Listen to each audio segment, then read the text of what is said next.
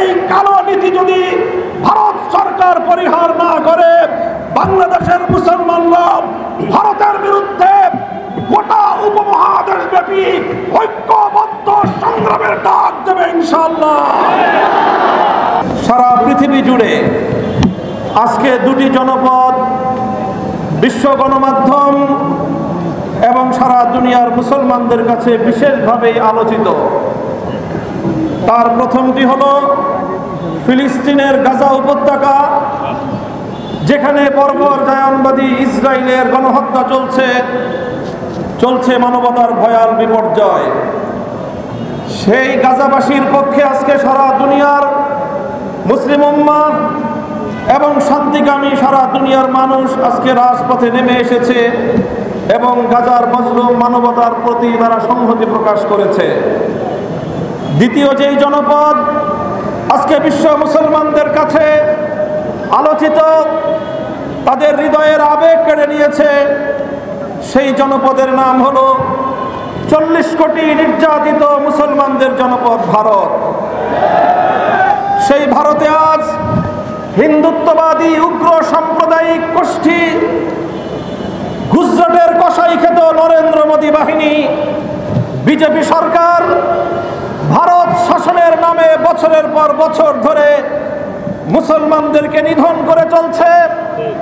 ভারতকে মুসলিম শূন্য করার এক গভীর ষড়যন্ত্র নিয়ে একের পর এক আইন তারা তৈরি করে যাচ্ছে এবং প্রয়োগ করে যাচ্ছে। তারই সর্বশেষ সংযোজনী হলো বিগত 5ই এপ্রিল ভারতের ন্যাশনাল অ্যাসেম্বলিতে তারা ওয়াকফ আইন সংশোধনী বিল 2025 পাশ করেছে এবং 1923 সালে প্রণীত ভারতের ওয়াকফ আইন 1995 সালে সংশোধিত ভারতের ওয়াকফ আইনকে পরিবর্তন করে খোল নলচে পরিবর্তন পাল্টে দিয়ে 40টি পরিবর্তন সাধন করে মুসলমানদের ধর্মীয় ওয়াকফের বিধানকে সম্পূর্ণরূপে বাতিল করে মুসলিম জাতির ধর্মীয় সম্পত্তিতে হিন্দুত্ববাদী নখ বসাবার পায়তারা চালিয়েছে তারা। ভারতের প্রায় 6 লক্ষ একর ভূমিতে প্রতিষ্ঠিত শত শত বছর পূর্ব থেকে প্রচলিত আল্লাহর জন্য ওয়াকফকৃত মুসলমানদের ধর্মীয় স্থাপনা, মসজিদ, মাদ্রাসা, ঈদগাহ, কবরস্থান সহ অন্যান্য একান্ত ধর্মীয় কাজে আল্লাহর নামে ওয়াকফকৃত মুসলমানদের পূর্বপুরুষদের পক্ষ থেকে তাদের ব্যক্তিগত সম্পত্তি, যেই সম্পত্তি তারা ইসলাম এবং মুসলমানদের স্বার্থে উইল করেছে, ওয়াকফ করেছে, সেই সম্পত্তির দিকে আজকে হিন্দুত্ববাদী মোদী সরকারের লোলুপ দৃষ্টি পড়েছে। তারা এই বিতর্কিত বিল পাশ করে মুসলমানদের অধিকার হরণ করবার, মুসলমানদের সম্পত্তি লুটপাট করার, মসজিদের সম্পত্তিকে হিন্দুত্ববাদী আগ্রাসন জমাবার পায়তারা শুরু করেছে। আমরা বাংলাদেশের পক্ষ থেকে এই জাতীয় চরম সাম্প্রদায়িক উগ্রবাদী সিদ্ধান্তের এবং বিল পাশের চরম নিন্দা জ্ঞাপন করছি। স্পষ্ট ভাষায় আমরা দাবি জানাতে চাই, অনতিবিলম্বে এই বিতর্কিত ওয়াকফ বিল 2025 বাতিল করতে হবে। সেই সঙ্গে আমরা বলতে চাই, সারা দুনিয়ার মুসলমানেরা যেভাবে গাজাবাসীর পক্ষে মাঠে নেমে এসেছে, আমি বিশ্ব মুসলমানদের প্রতি এবং সারা দুনিয়ার শান্তিকামী মানবতার প্রতি আহ্বান জানাতে চাই, একইভাবে আপনারা ভারতের মুসলমানদের অধিকার আদায়ের জন্য ভারতের 40 কোটি মুসলমানদের প্রতি সংহতি প্রকাশ করার জন্য বিশ্ব মানবতা রাজপথে নেমে আসা দরকার। ঠিক একইভাবে আমরা বলতে চাই, সারা দুনিয়ার মুসলমানদের এবং মানবতাবাদী জনগণের চেয়েও বাংলাদেশের মুসলমানদের, বাংলাদেশের জনগণের দায়িত্ব অনেক বেশি। কারণ বাংলাদেশের মানুষ, বাংলাদেশ ভারতের প্রতিবেশী রাষ্ট্র। প্রতিবেশীর বাড়িতে যদি আগুন ধরে, অন্যান্য মানুষ আসার আগে প্রতিবেশীকে সর্বপ্রথম সে আগুন নেভানোর জন্য এগিয়ে আসা তার নৈতিক দায়িত্ব হয়ে দাঁড়ায়।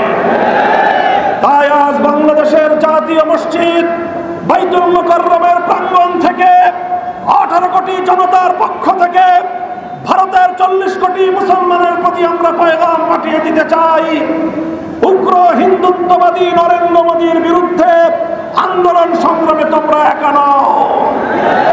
হে ভারতের মুসলমান সমাজ, বাংলার মুসলমানরা তোমাদের সঙ্গে আছে। ভারত জুড়ে তোমরা নরেন্দ্র মোদীর বিরুদ্ধে দুর্বার আন্দোলন করে তোলো।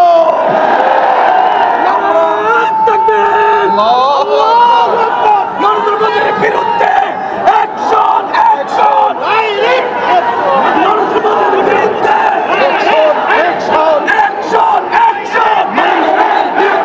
মাগুর লোকের অ্যাকশন, অ্যাকশন। আমির মুসলিমের অ্যাকশন, অ্যাকশন। বাংলাদেশের অ্যাকশন, অ্যাকশন। কাজেই আমি বলতে চাই, ভারতের মুসলমানরা যে কোনো কর্মসূচি ঘোষণা করবে, বাংলাদেশের মুসলমানরা তাদের পাশে থাকবে ইনশাআল্লাহ। প্রয়োজনে বাংলাদেশের সীমান্তবর্তী অঞ্চলগুলোতে ভারতের মুসলমানরা যদি নরেন্দ্র মোদীর বিরুদ্ধে কোনো কার্যক্রম গ্রহণ করে, বাংলাদেশের মুসলমানরা সীমান্তবর্তী এলাকাগুলোতে ভারত বিরোধী প্রতিবাদী কর্মসূচি পালন করবে ইনশাআল্লাহ।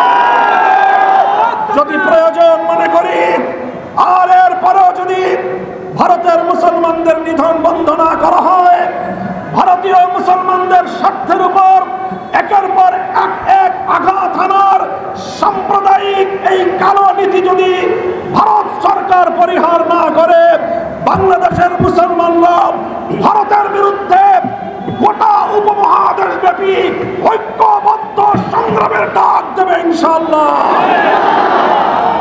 ইতিমধ্যে বাংলাদেশ সরকারের কাছে আহ্বান এসেছে, আঞ্চলিক জোট সার্ককে শক্তিশালী করে এই উপমহাদেশীয় অঞ্চলে দক্ষিণ পূর্ব এশিয়ায় ভারতের আধিপত্যবাদের বিরুদ্ধে সবগুলো মানবতাবাদী রাষ্ট্র ঐক্যবদ্ধ হয়ে ভারতের বিরুদ্ধে আগ্রাসী নীতির বিরুদ্ধে প্রতিরোধ গড়ে তুলবার আহ্বান জানাই। আমি বাংলাদেশ সরকারের প্রধান উপদেষ্টা জনাব প্রফেসর ডক্টর ইউনূসকে আহ্বান করি, আপনি উদ্যোগ গ্রহণ করুন। পাকিস্তান, নেপাল, ভুটান, শ্রীলঙ্কা, মালদ্বীপ সহ আপনারা ভারতের আধিপত্যবাদের বিরুদ্ধে রুখে দাঁড়ানোর টুটি চেপে ধরুন। যেভাবে আন্তর্জাতিক পর্যায়ে নরেন্দ্র মোদীকে আমাদের প্রফেসর ইউনূস সাহেবের সামনে একান্ত অসহায় মনে হয়েছে, আমরা সকল ছোট রাষ্ট্রগুলি যদি ঐক্যবদ্ধ হতে পারি, ভারত তার আধিপত্যবাদী কালো নীতি প্রত্যাহার করতে বাধ্য হবে ইনশাআল্লাহ। সংগ্রামী সাথী ও বন্ধুগণ, তাই আমি বলতে চাই, আজকের এই গণসমাবেশ থেকে আমরা দ্ব্যর্থহীন ভাষায় ভারত সরকারের প্রতি আহ্বান জানাবো, বিতর্কিত ওয়াকফ বিল অনতিবিলম্বে বাতিল করুন। যদি সেটা না করে, বাংলাদেশ সরকারকে বলবো, ভারতের বিরুদ্ধে কূটনৈতিক, অর্থনৈতিক সব ধরনের পদক্ষেপ গ্রহণ করার জন্য আপনারা প্রস্তুতি গ্রহণ করুন। আঞ্চলিক জোটকে শক্তিশালী করুন। ভারতকে এক ঘরে করে ভারতের বিরুদ্ধে কূটনৈতিক যুদ্ধের ঘোষণা করুন। সংগ্রামী সাথী ও বন্ধুগণ, সেই সাথে আমরা বলতে চাই, ইনশাআল্লাহ আগামী 3রা মে হেফাজতে ইসলামের পক্ষ থেকে ভারতের ওয়াকফ বিল পাস এবং মুসলমান নিধনের, মুসলিম নিধনের প্রতিবাদে সোহরাওয়ার্দী উদ্যানে মহাসমাবেশের ডাক দেওয়া হয়েছে।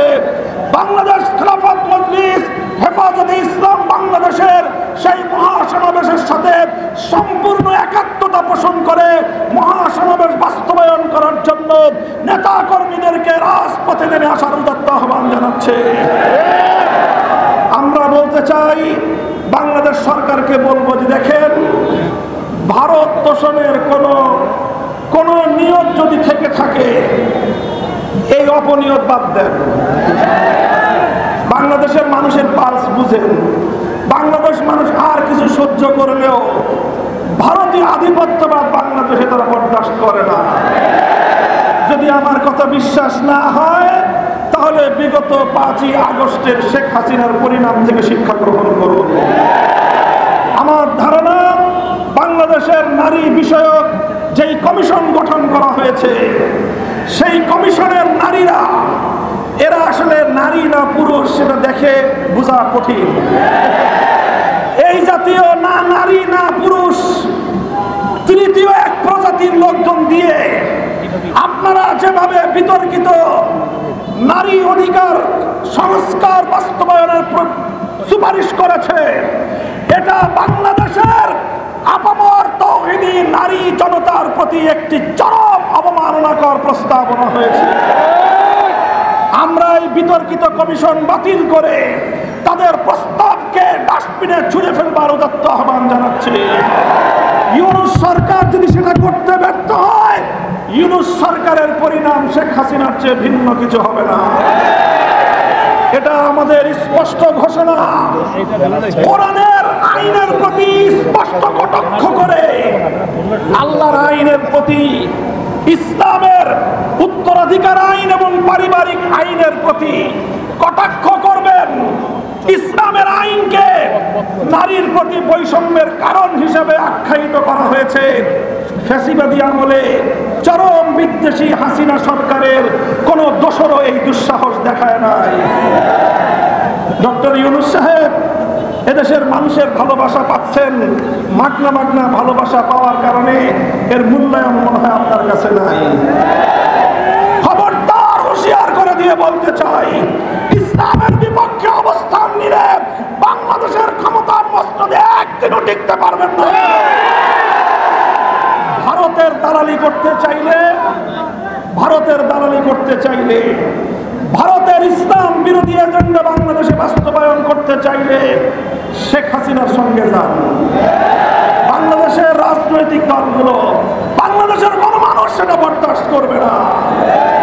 কাজেই সর্বশেষ আমি আজকের এই গণমিছিলে অংশগ্রহণ করে ভারতের মুসলমানদের প্রতি সংহতি প্রকাশ, ভারতের মুসলিম নিধনের বিরুদ্ধে বিশ্ব মুসলিমকে জাগ্রত করবার এই আওয়াজকে শক্তিশালী করা এবং বিতর্কিত ওয়াকফ বিল 2025 বাতিলের লক্ষ্যে আয়োজিত আজকের এই গণমিছিলে সারা তীব্রতায় অংশগ্রহণ করার উদাত্ত আহ্বান জানাচ্ছি।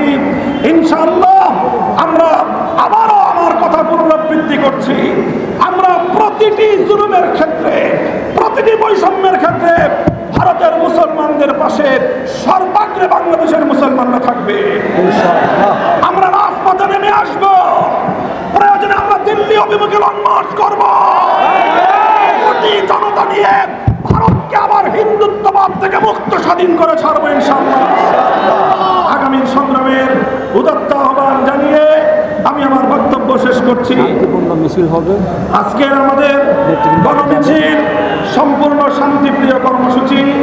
আমাদের নেতৃবৃন্দ দায়িত্বশীলরা সামনের দিকে যাবেন, আপনারা তাদের পেছনে কাতারবদ্ধ হয়ে সারিবদ্ধভাবে সুশৃঙ্খলভাবে আমরা গণমিছিল নিয়ে আমাদের পল্টন মোড় থেকে নাইটেঙ্গেল মোড় হয়ে কাকরাইল হয়ে শান্তিনগর দিকে আমরা অগ্রসর হয়ে যাব। সেক্ষেত্রে আপনারা সুশৃঙ্খলভাবে এই গণমিছিলের অংশগ্রহণ করবেন।